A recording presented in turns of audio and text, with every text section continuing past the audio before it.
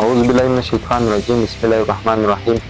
پر روان 10 تاریخ د پښتون ژغورنې غورځنګ پښتون ولسوالۍ کلي اجرم له اړخه په کلي اجرم کې یو عوامي سیمینار کیږي. په دې عوامي سیمینار کې به د پښتون ژغورنې غورځنګ مرکزي او صوبایي ممبران ملک مجید کاکړ،